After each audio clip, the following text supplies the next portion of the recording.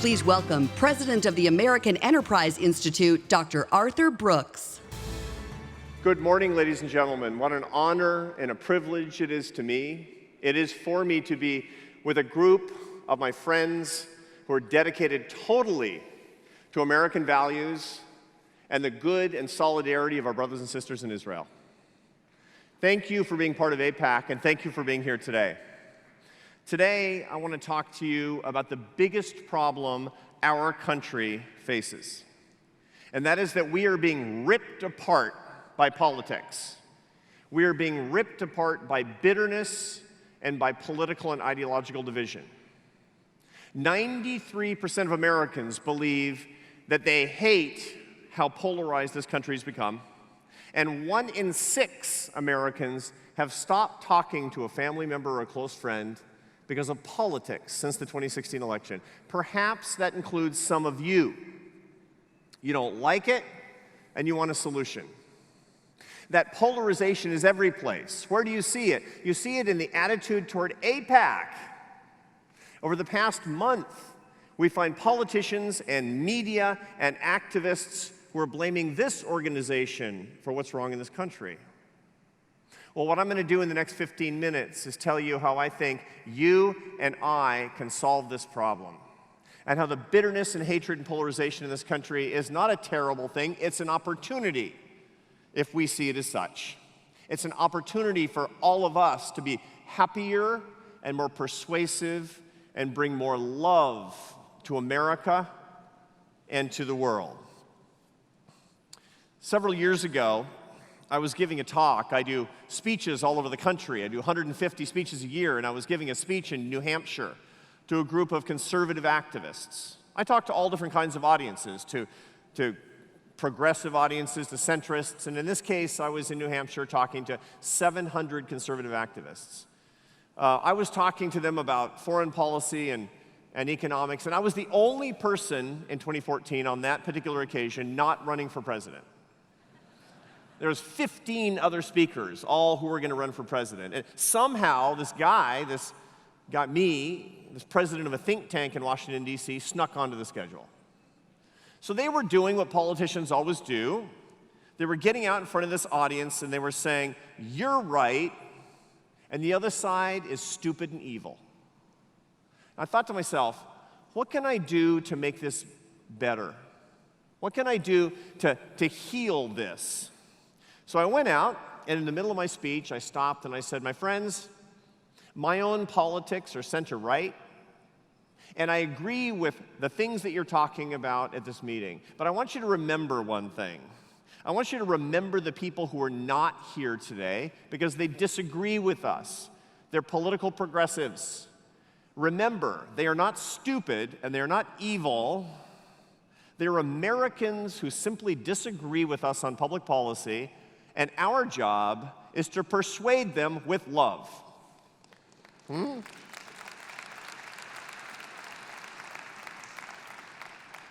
Yeah, well, that day I got no applause. The applause came a couple of minutes later because a lady stood up and she said, "Actually, I think they're stupid and evil." Now, why is that problematic? That's problematic to begin with because that's very impractical. Nobody in history has ever been insulted into agreement. Never happened. But something else, I had a moral problem. I had a moral quandary. See, when that lady said that, she wasn't trying to insult me. When that lady said that, she made me, however, think of Seattle. Why? It's my hometown. It's my hometown.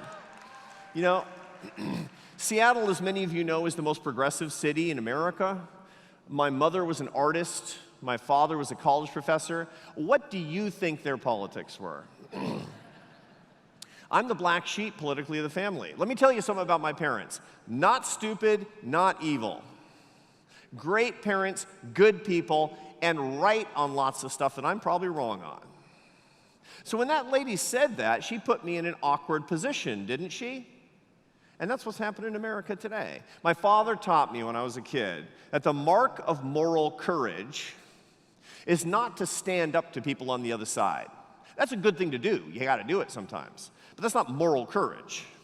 The mark of moral courage is standing up to people on your side on behalf of the people on the other side, isn't it?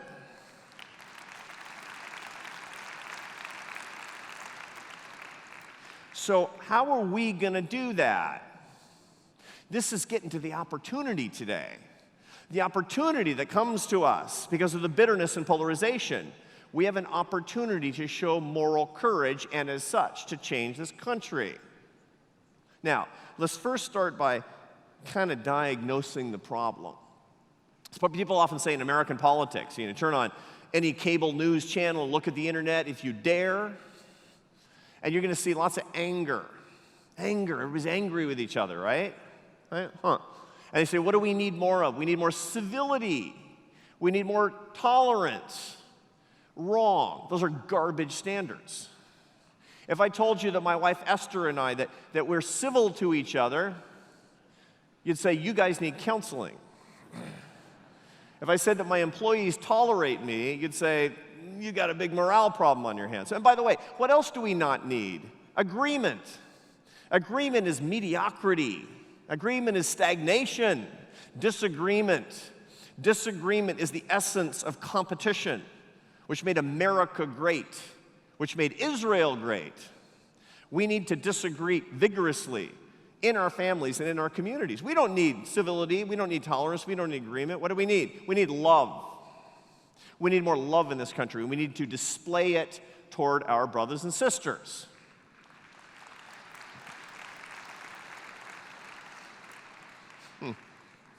So, how can AIPAC be an organization of love for America?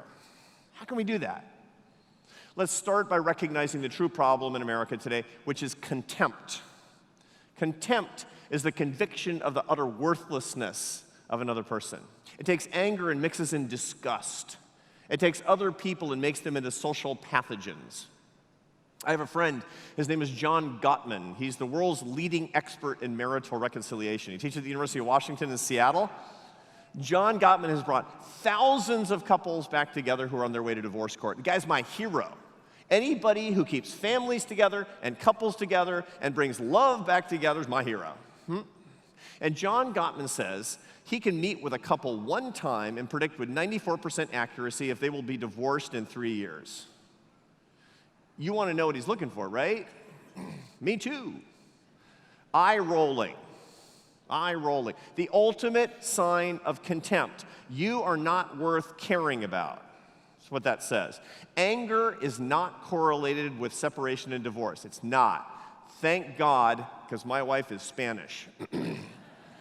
Lots of anger. No contempt. That's why I've been married 28 years. So the question is, how do we fight against contempt? Because contempt is not just killing marriages. Contempt is killing our country. Turn on cable news. They roll their eyes. Look, I've done it. I'm guilty. I saw myself on CNN. Somebody said something I disagreed with. I rolled my eyes. That was contemptuous. Contempt makes permanent enemies. If you want to bring the country together, solve the contempt problem. How? Well, why do we treat each other in this way? And by the way, you've done it too.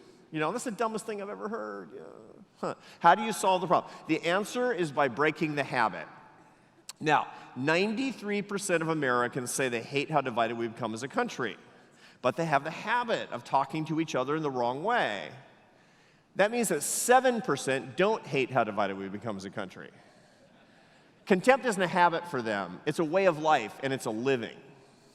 We have an outrage industrial complex in this country, in media and in politics and on college campuses and in entertainment, that's trying to get you to hate your neighbors so that they can get rich and powerful and famous and get clicks on the internet. And you know it's true. We got to fight back against that outrage industrial complex. Fight back. The way to fight back is to break our own habit of treating other people with contempt, and as such, to be the source of unity and love and reconciliation in our country. How do you do it? How do you break the habit? Okay, one tiny lesson in brain science for you. Habits come from a part of the brain called the nucleus accumbens. It's a very ancient part of the brain.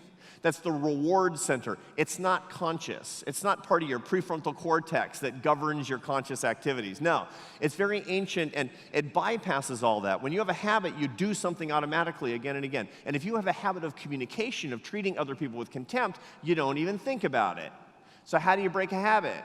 I mean, by the way, lots of you have broken habits. I used to smoke. Terrible habit. I set my bed on fire. It was expensive. It was terrible. It made my mother feel sad. Had to stop. So I broke the habit by putting something else in its place. I started drinking. So how do you break the habit of contempt? You have to put something else in the place of contempt. When you feel contempt coming out of you, you stop, and you do something else. What? I was trying to figure this out, and I was making a movie, a documentary film. It's coming out very soon called The Pursuit. The Pursuit, and there's a book that's, by the way, all of my remarks that are from a book called Love Your Enemies, if you want to know all the science behind this stuff. And I was doing this, and in the process of making this film, I was working with His Holiness the Dalai Lama. This is a man who I've been working with for 7 years, close friend, an amazing person, the wisest man I know, the leader of the Tibetan Buddhist people, the Dalai Lama. And I said, Your Holiness, what should I do when I feel contempt? He said, show warm-heartedness. And I said, you got anything else? Because, I don't know, it seems a little weak, I don't know. But then I remembered, look, the Dalai Lama is the toughest guy I know. He was kicked out of his homeland. He was rolled over by the communist Chinese to be disappeared and forgotten and to take his people into exile. And over the next 60 years, he became the world's most respected religious figure. How? Through love, through warm-heartedness, through respect, through kindness, not through contempt. He said, if I can do that, anybody can do that. I said, how, Your Holiness, how? He said, remember a time when you were treated with contempt and you accidentally answered with warm-heartedness, and remember the feeling, and then you'll do it again. So I went back to my room and I remembered a time, and I want to tell you about it because it changed my life. It was 2006, and I was still a professor. I was a professor at Syracuse University, and I was teaching just my graduate students. I was writing lots of books that nobody ever read because they were very boring. And something weird happened that changed my life. I wrote a book, and it hit the news cycle in just the right way, and it became a bestseller. The President of the United States, President Bush, said something about it. And suddenly I was on TV and I was on the radio, and I started hearing from people I'd never met in my whole life, and my whole life changed forever. One of the things is that when you have a book on the bestseller list, people write to you who have never met you, and they tell you intimate details of their lives, and if they didn't like the book, they hate you. So 3 weeks after the book comes out, I get an email from a guy just over the transom from Texas. Dear Professor Brooks, you are a right-wing fraud. Bad start. But I keep reading because I'm a good sport. And I notice this email is 5,000 words long. It's going to take me 20 minutes to read it. It's very detailed. Every chart, every graph, every data set, every conclusion, he's refuting them with his own arguments. And I'm 15 minutes in. You know what keeps going through my head? He read my book. And I thought to myself, you know, I'm just going to tell him what's written on my heart. So I write to him, Dear so-and-so, I know you hate my book and think I'm a stooge and I'm terrible. But it took me 2 years to write that book, and I put my whole heart into it. And you read the whole thing. I am so filled with gratitude to you right now. Thank you. Send. And then I go back to work, and I think, what if the guy will even read it? 15 minutes later, his response pops back up. Dear Professor Brooks, next time you're in Dallas, if you want to get some dinner, give me a call. What just happened? I inadvertently answered that man's contempt with love and gratitude and warm-heartedness. I changed my heart, which was on fire, and I accidentally changed his heart too. No, he didn't think he liked my book. He still hated my book. He just figured out that he liked me. And suddenly, I became a witness for reconciliation. That's what the Dalai Lama encouraged me to remember. And I have remembered it ever since, and it has changed my life. I am committed never to answering contempt with anything but warm-heartedness again. And that is the opportunity I offer to you. You are supporters of AIPAC. You are supporters of Israel. And you're supporters of America. And you will be treated with contempt for these things. Thank God for that contempt. Because this day forward, you can answer that contempt with love and warm-heartedness, changing your own heart. By the way, no matter how you feel, fake it if you don't feel it. You will change your own heart. You will change other people's hearts. You will be persuasive because nobody has ever been insulted into agreement. And you, here's my guarantee, money back, although I'm not getting paid, you will be happier. This should be the locus of love and happiness for this country if we do that. So here's what I want you to remember. Do these things. It's changed my life, it'll change yours too. There's a sign that I saw in a Southern Baptist church. I'm not a Southern Baptist, but I saw it in a church in the American South. It was a sign not when you were coming into the church.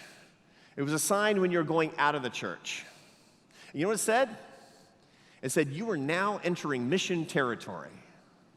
You know, I'm a Catholic. I'm not a Southern Baptist, but you know, we Christians are big proselytizers, right? Not everybody is. But mission work should not be religious stuff. Mission is all about sharing the love that has your heart on fire. By the way, that guy in Texas, I never had dinner with him because I'd probably be chained to a pipe in his basement right now. But I'll always be grateful to him because he put me on my mission for this. So here's the last thing that I want you to remember. Sometimes it's going to be hard, but it's always going to be good. You will, on social media or in real life, within the first 24 hours after you leave the AIPAC conference, be treated with contempt. That's your opportunity.